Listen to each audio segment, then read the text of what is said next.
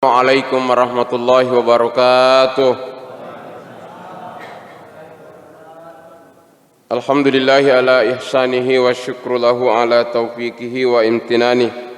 Asyhadu an la ilaha illallah wahdahu la syarikalah wa asyhadu anna Muhammadan abduhu wa rasuluhu wa da'i ila ridwani. Allahumma salli ala Muhammadin abdika wa nabiyyik wa rasulika nabiyil ummi wa sahbihi wa sallam, amma ba'd. Qala Allah Ta'ala fi kitabihil karim, a'udzu billahi minasyaitonir rajim. Wa laqad zara'na li jahannama katsiran minal jinni wal ins lahum qulubun la yafqahuna biha wa lahum a'yunun la yubsiruna biha wa lahum azanun la yasma'una biha. Ulaika kal an'am bal hum adall, ulaika humul ghafilun. Summa qala Rasulullah sallallahu alaihi wasallam, ittaqullaha haitsu ma kunta wa atbis sayyi'atal hasanata tamhuha wa khaliqin nasa bi khuluqin hasan. Shadaqallahul azim wa shadaqa rasuluhul karim. Allahumma arhamna bil Qur'an wa nahnu ala dzalika minasyahidin wasyakirin walhamdulillahi rabbil alamin. Hadirin kaum muslimin muslimat jamaah salat Isya, insyaallah salat tarawih dan witir yang dirahmati Allah Subhanahu wa taala. Kembali kita sempurnakan rasa syukur kita kepada Allah Subhanahu wa taala karena baru saja kita diberi izin, kesehatan, kesempatan, kekuatan untuk melaksanakan sholat Isya berjamaah. Adalah Rasul telah mengingatkan, man shallal isya fi jama'atin faka'annama shallal laila nisfahu. Kalau kita sholat berjamaah Isya nilainya sama dengan orang yang sholat sunnah seperdua malam. Diperkirakan jumlah rakaatnya 180 rakaat. Insyaallah kalau kita sehat-sehat lagi, sempat datang lagi Bapak Ibu sebentar sholat subuh berjamaah. Man shalla subha fi jama'atin faka'annama shallal laila kullahu.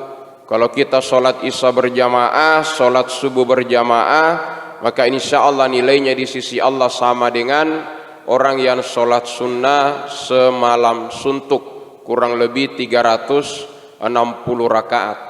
Adalah Rasul Muhammad sallallahu alaihi wasallam telah mengingatkan, ini tantangan bagi sesama bapak-bapak laki-laki. Karena kalau ibu-ibu ya mungkin agak susah. Bahwa siapa yang ingin dibebaskan oleh Allah dari dua pembebasan, bara'atum minan nar dan bara'atum minan nifaq, maka dia istiqomahkan dua hal. Yang pertama, dia jaga sholat berjamaahnya selama 40 hari. Dan ini insya Allah karena di bulan Ramadan ini 29-30 hari kita jaga. Cuma memang 10 hari setelah Ramadan itu jauh lebih berat daripada yang 30 hari selama bulan Ramadan. Ya, tantangannya salah satunya adalah menghabiskan THR. Ya, atau yang lain menghabisi kuenya tetangga dan seterusnya. Ini yang kadang jadi persoalan. Jadi kalau kita ingin mendapatkan dua kemuliaan ini, terbebas dari api nerakanya Allah dan terbebas dari sifat kemunafikan, maka kita jaga yang 40 hari ini. Apa yang dirasakan itu berbeda-beda jamaah sekalian. Yang pasti secara umum orang-orang yang bisa menjaga 40 hari ini sholat berjamaahnya, maka di hitungan 41 dan seterusnya itu terasa ringan, terasa mudah baginya untuk sholat berjamaah. Kurang penghalang-penghalangnya. Yang kedua jamaah sekalian adalah sholat berjamaah yang kita hadiri itu jangan pernah terlambat dari takbiratul ihramnya imam. Jadi kalau masbuki satu kali, batal Pak program yang 40 hari. Mulai lagi dari awal.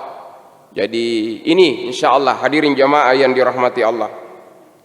Yang kedua, Rasul juga telah mengingatkan kalau di malam ini turun Lailatul Qadar, maka ulama kita mengatakan untuk mendapatkan kemuliaan itu cukup kita berjamaah Isya dan berjamaah sholat subuh. Itu sudah cukup untuk mendapatkan kemuliaan Lailatul Qadar kalau seandainya malam itu diturunkan oleh Allah Subhanahu wa taala. Hadirin jemaah yang berbahagia, kita sempurnakan salam salawat kita kepada Rasulullah Muhammad sallallahu alaihi wasallam. Assalamualaikum ya Rasulullah, Allahumma salli ala Muhammad wa ala ali Muhammad. Hadirin jemaah yang berbahagia, memang dalam majelis ilmu, majelis zikir, sebaiknya memang diperbanyak bersolawat. Cuma kadang ulama kita berpesan begini, jangan sekedar bersolawat, ditambah lagi berdoa. Jadi ambil misal, sudah saya ingatkan, Bapak Ibu sudah bersolawat, Allahumma salli ala Muhammad wa ala ali Muhammad. Kita berdoa Bapak Ibu, Allahumma ya Allah, jangan hanya Engkau kumpulkan kami di Nurul Iman 2 ini, kami rindu ya Allah berkumpul lagi bersama di Jannatul Firdaus, di tengah-tengah kami ada Rasulmu Muhammad sallallahu alaihi wasallam. Pulang ke rumah nanti Bapak Ibu juga bermajelis, ada istri, ada suami, ada anak-anak, baca salam, doa masuk rumah, undang nurnya Muhammad di bawah nurullah dalam rumah tangga kita, berselawat, berdoa lagi, ya Allah, jangan hanya Engkau kumpulkan di rumah sederhana ini, kami rindu ya Allah berkumpul kembali bersama di dalam surgamu. Ya cuma biasa tabe Pak, saya pernah di satu majelis taklim itu dicegat oleh ibu-ibu. Ketika ini saya sampaikan, diangkat tangannya, Ustadz tabe, sebelum kita lanjut saya mau bertanya dulu sambil protes ini ucapannya Pak Ustadz. Kenapa Ki Ibu? Dia bilang begini, Ustadz, saya ini adalah tipe istri yang paling malas doakan suami masuk surga. Saya bilang kenapa Ki sekali? Dia bilang masalahnya hampir semua ustadz yang saya undang di majelis taklim, rata-rata penyampaiannya kalau laki-laki masuk surga maka dia dihadiahi oleh Allah bidadari. Ini yang saya tidak ikhlas Ustadz. Nah saya yang mati-matian dari nol, bahkan dia pernah mengiba lagi untuk beristri kedua kalinya. Saya mati-matian di situ, enak-enaknya begitu nanti di sorga saya tidak ada sementara dilayani oleh para bidadari. Oh begitu Ibu? Iya Pak Ustadz. Makanya tabe Pak, tolong sebentar ditanya baik-baik istri ta ini sudah malam ke-29. Pernah jaki doakan ini selama 29 hari Ramadan? Kalau tidak, kita mau luruskan, siapa tahu ini menggejala di majelis taklim. Ya, jadi betul Bapak Ibu, di surat Al-Waqiah dikatakan bahwa memang laki-laki soleh yang masuk surga itu salah satu hadiahnya adalah bidadari. Dalam hadis sampai disebutkan jumlahnya, ada yang mengatakan 70 bidadari. Ibu juga kalau soleha insya Allah juga masuk surga. Jadi suami istri yang soleha itu berpeluang, kata ulama, dipertemukan kembali oleh Allah Subhanahu wa ta'ala. Tapi maaf Ibu, derajatnya ibu dengan bidadari jauh kelasnya, jauh kelasnya. Jadi ibu nanti di bidadari di sorga itu ibu menjadi komandannya bidadari. Ya, ibu nanti bosnya bidadari. Kenapa Ibu? Karena yang namanya bidadari tidak pernah merasakan sakitnya hamil dan melahirkan. Yang namanya bidadari tidak pernah merasakan kesabaran tingkat tinggi ketika dia menyusukan, membesarkan, mendidik anak-anaknya. Inilah yang menjadikan ibu jauh lebih mulia di atas bidadari di dalam surganya Allah Subhanahu wa ta'ala. Jadi Ibu tak usah makin ragu, karena di penghujung bulan Ramadan ini unlimited kita punya doa. Ya, kalau bosan-bosan maki doakan diri ta, suami ta, anak-anak ta, keluarga ta, jangan juga lupa doakan Pak RT, Pak RW yang sudah dipecat supaya dipilih lagi, Ya, karena ini Pak RT, Pak RW idaman kita, kebanggaan kita, tiba-tiba dia ditakdirkan seperti kita doakan supaya dipilih lagi, maksud saya. Ya, karena doa di bulan Ramadan ini Unlimited Bapak Ibu, 24 jam.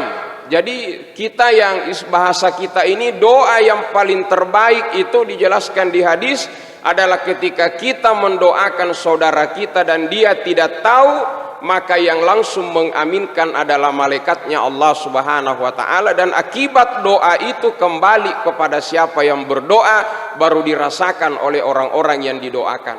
Jadi hadirin jemaah yang dirahmati Allah, inilah bahagian dari upaya yang kita lakukan untuk selalu bermuhasabah, memperbaiki diri kita, khususnya di kira-kira yakin Pak satu hari mamin ya Ramadan.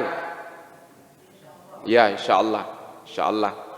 Ya tapi jangan lagi kibuli orang kalau ada 29 ada 30. Ya karena kalau itu lagi dimunculkan maka tidak ada selesainya. Jadi insya Allah mudah-mudahan kita satu Syawalnya nanti satu hari hingga kenikmatan beridul fitri itu kita rasakan jemaah sekalian. Jadi hadirin jemaah yang berbahagia, yang pertama yang saya ingin sampaikan adalah ketika Bapak Ibu masih bisa sholat di belakangnya imam, maka tolong sholatlah. Karena tidak diketahui sebentar besok lusa kita sudah berada di depannya imam dan kita sudah tidak sholat lagi, tapi kita sudah disolati. Ini kita tidak ingin Ramadan ini tiba-tiba ada muslim, muslimah, musiman. Ya, muslim, muslimah, musiman. Seakan Tuhan yang dia sembah pada bulan Ramadan berbeda di 11 bulan di luar bulan Ramadan. Sampai tegel-tegel ini berdiskusi. Enak bro, 1 bulan kita dipakai sujud, kita bisa bersaksi di hadapannya Allah. Tapi ini baru 1 hari sudah tidak ada lagi yang sujud sama kita. Nah bilang temannya tegel, sabar bro, ini kejadian sekali setahun. Tahun depan lagi baru datang. Nah, inilah rogima anfu rojulin dakhala alaihi Ramadan summan sholaha qabla ayyughfarolah. Jadi mereka sudah masuk di Ramadan bersama dengan Ramadan, bahkan habis lagi bersama dengan Ramadan, naudzubillahi min zalik, belum diampunkan dosa-dosanya oleh Allah Subhanahu wa taala. Karena salah satunya itu tadi, dia menjadi muslim muslimah yang sifatnya musiman. Seakan Allah itu hanya ada pada bulan Ramadan, di luar bulan Ramadan itu tidak diketahui kemana arahnya dia menyembah dan meminta. Nauzubillahi min zalik. Jadi hadirin jamaah yang dirahmati Allah Subhanahu wa taala, kalau Ramadan ini madrasah, dia sekolah, anggaplah ya macam saya 50 tahun. Saya perkirakan saya serius berpuasa usia 12. Berarti kalau saya bersekolah, berarti saya sudah sekolah 32 tahun. Jadi saya ini sudah bukan lagi doktor, tapi sudah profesornya Ramadan. Kan begitu Bapak, hadirin jamaah yang dirahmati Allah. Tapi kalau puasa saya tahun ini sama ketika saya berusia 12 tahun, nah inilah yang tanda tanya hadirin jamaah yang dirahmati Allah Subhanahu wa taala. Karena usia-usia 50 tahun ke atas itu sudah level high class.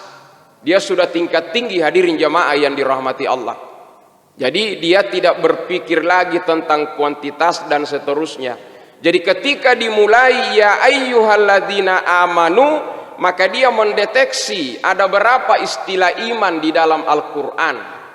Maka minimal ada 3 kata ulama. Yang pertama adalah kata amanu sendiri. Siapa mereka? Kalau disimbolkan di sholat, maka orang yang memiliki amanu, standar keimanan yang paling dasar, itu dia sudah laksanakan 5 kali sehari semalam. Kalau puasa sudah berpuasa Ramadan. Kalau zakat dia sudah berzakat fitrah. Jadi kalau dia kelas amanu, paling standar derajat keimanan dalam Al-Quran, itu baru yang wajib-wajib dia laksanakan. Nah yang kedua jamaah sekalian, yu'minun. Kalau yu'minun dibawa ke sholat, maka dia sudah kuantitasnya bertambah. Ya, Jadi dia sudah tarawih, dia sudah rawatib, dia sudah witir, dia sudah tahajud dan seterusnya. Kuantitasnya meningkat. Kalau dia puasa maka dia labrak semua yang namanya puasa sunnah dan seterusnya. Tapi di posisi ini belum aman. Karena apa? Antara pahala dan dosa tadi ada dalam Al-Quran namanya minal lagwi. Ya, orang yang masih suka melakukan kesia-siaan. Jadi kalau kelas ini kita masih yu'minun, maka disinilah senjatanya iblis dan semua pengganggu. Kita disibukkan dengan yang namanya al-lagu, yaitu perbuatan yang melahirkan kesia-siaan. Jadi makanya di dalam Al-Quran untuk terhindar dari minal lagwi ini, maka dikatakan qad aflahal mu'minun allazina hum fi sholatihim khashi'un wallazina hum anil lagwi mu'ridun. Jadi tingkatan kalau dia sudah profesor Ramadan, maka dia sudah bermain di kategori mu'minun. Tidak lagi pada ajakan pertama ya ayyuhalladzina amanu. Artinya apa?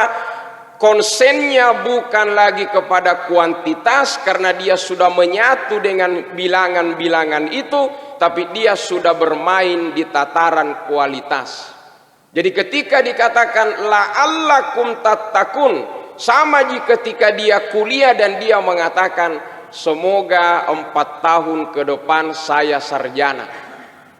Jadi la'allakum itu jamaah sekalian harapan. Dia bukan simsalabim abrakadabra bahwa sudah tamat Ramadan langsung kita dapat gelar itu. Tidak. La'alla dalam bahasa Arab itu harapan. Semoga kita masuk dalam kategori la'allakum tattaqun. Hingga Rasul ditanya apa itu takwa? At-taqwa hahuna. Jadi kalau dia sudah berada di golongan mukminun jamaah sekalian, dia dikabari pintu sorga pada bulan Ramadan terbuka.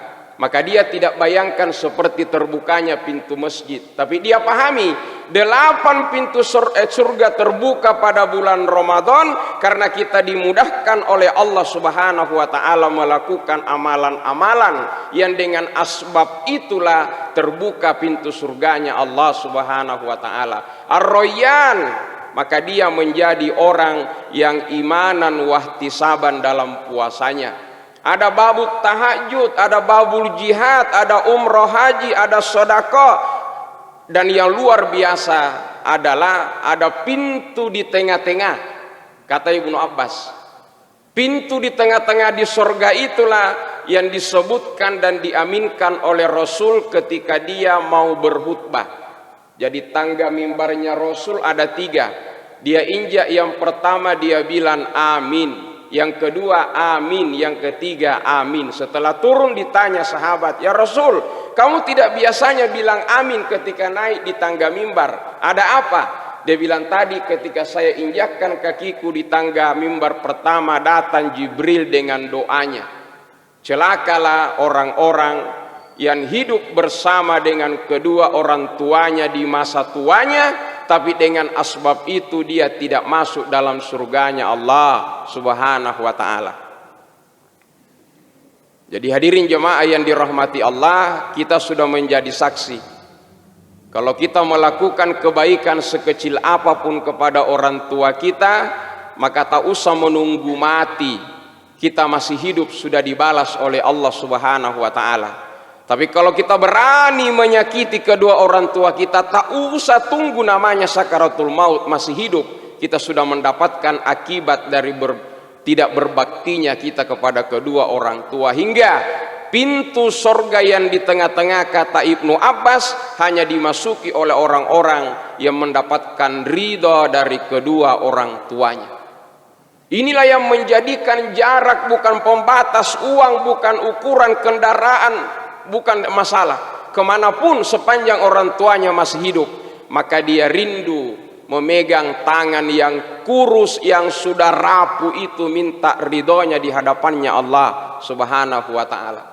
Jadi hadirin jamaah yang dirahmati Allah, mari kita hisap diri kita, sebaik apa kebaikan, sebanyak apa kebaikan yang kita lakukan kepada orang tua kita, sampai saat ini. Kenapa? Karena nikmat terbesar setelah penciptaan adalah nikmat karena kita dilahirkan kedua orang tua kita. Maka perintah pertama sembah Allah, dan perintah kedua berbaktilah kepada kedua orang tua.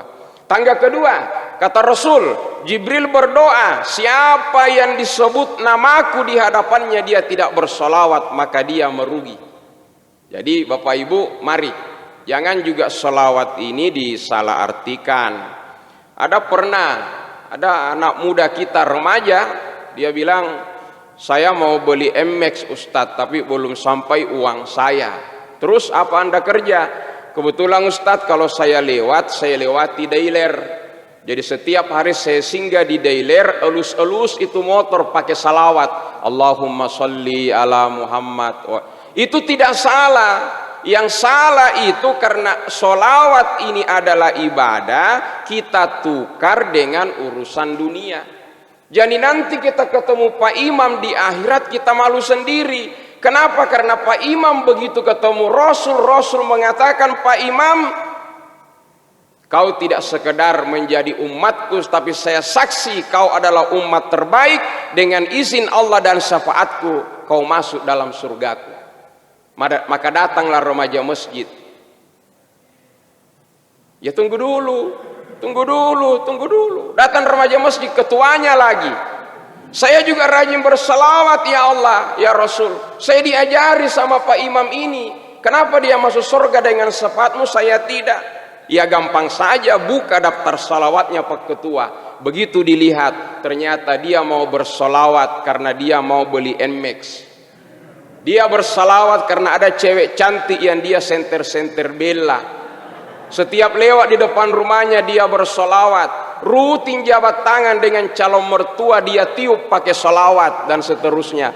Iya, Rasul mengatakan, sudah, kamu sudah dapat barakatna solawat di dunia. Tidak kau lagi dapatkan saat ini. Man kana yuridu harsad dunya nu'tihi minha wa ma lahu fil akhirati min nasiba. Jadi ibadah ini di bulan Ramadan kita dilatih, jangan mau ditukar dengan urusan dunia, karena satu rahmatnya Allah diturunkan di dunia luar biasa, miliaran orang bisa menikmatinya. 99 itu nanti akan ditukar dari ibadah-ibadah yang kita laksanakan.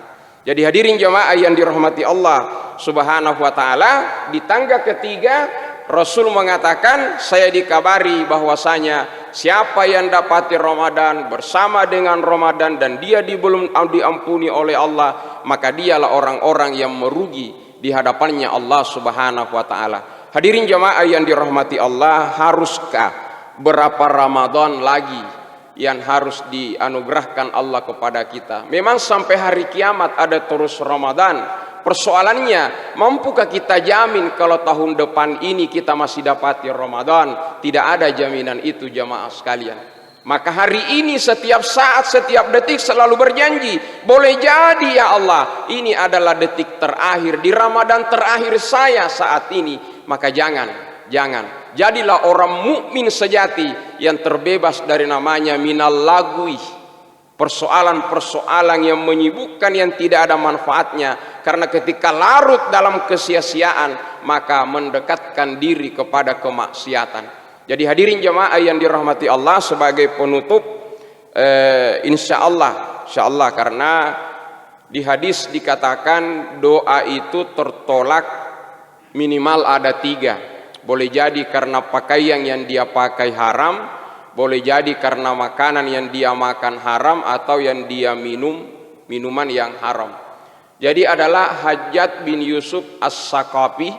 Dia seorang pemimpin gubernur di Irak pada masa Bani Umayyah. Kalau kita buka biografinya itu, dia masuk dalam kategori pemimpin yang dikategorikan zolim. Karena musuh-musuhnya itu tidak ada yang dilayani untuk istilahnya berdiskusi. Semua yang melawan di dia itu kalau tidak, istilahnya matilah, istilah kasarnya. Makanya dia digelari pemimpin yang zolim.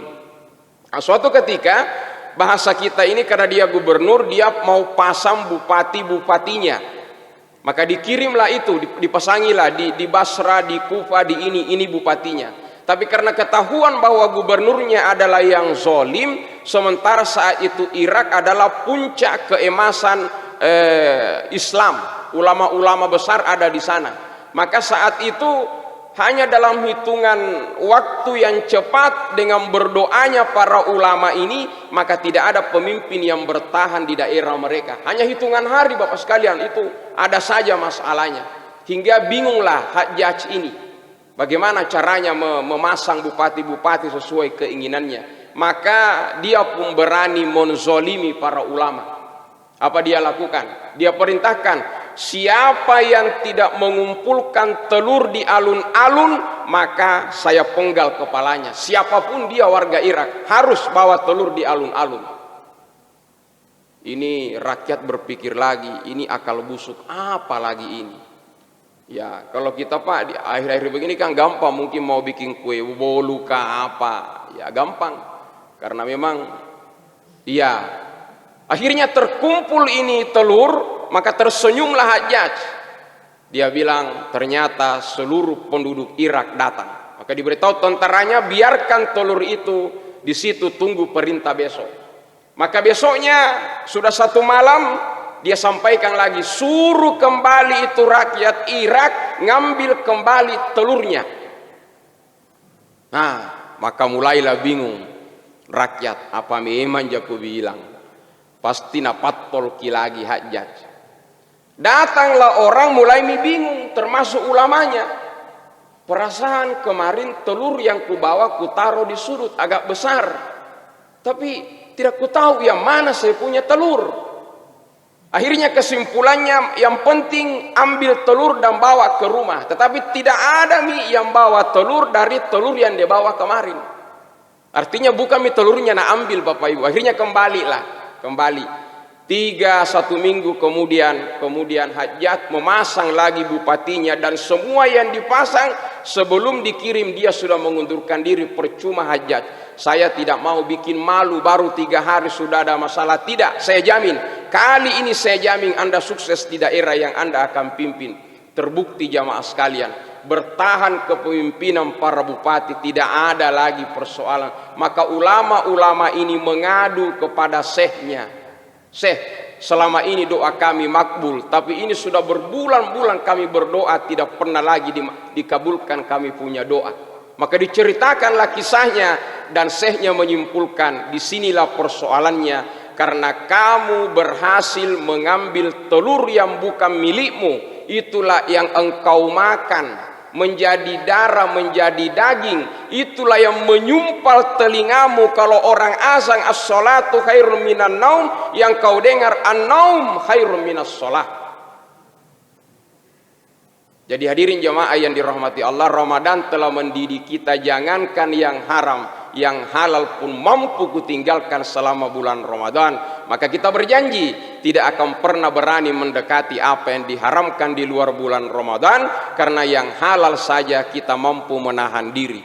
Inilah hadirin jamaah yang dirahmati Allah, jaga diri kita dari pakaian yang diharamkan Allah, makanan, minuman dan seterusnya, karena inilah yang akan menjadi hijab antara kita dengan Allah Subhanahu wa taala. Mohon maaf atas segala kelebihan waktu diberikan. Saya teruskan tadi kesimpulannya. Jadi kesimpulan pertama tadi saya sudah ambil dari awal, tapi kalau sempat sholat di belakangnya imam, sholat laloki, karena sebentar besok lusa kita sudah berada di depannya imam dan kita sudah tidak sholat tapi disolati. Yang kedua, kalau kita masih sempat berjalan ke masjid, berjalan laloki, karena besok lusa dan seterusnya kita saksi ada tetangga kita tidak bisa lagi berjalan ke masjid, dipaksa tetangganya digotong mayatnya masuk masjid. Bapak Ibu mau belajar Al-Quran, belajar laloki, yang mengaji terus, jangan bosan. Karena ada saatnya kita terbujur kaku dalam keranda mayat. Apa Nabi bilang istri ta? Nah, ambil surat Yasin, bacakan bapakmu di atas kerandanya. Bukan lagi Al-Quran, tapi hanya sisa-sisa Al-Quran dalam tanda kutip, hanya surat Yasin, yang itu pun dibaca tidak fokus lagi, karena dibaca sambil mengingat warisan dan seterusnya.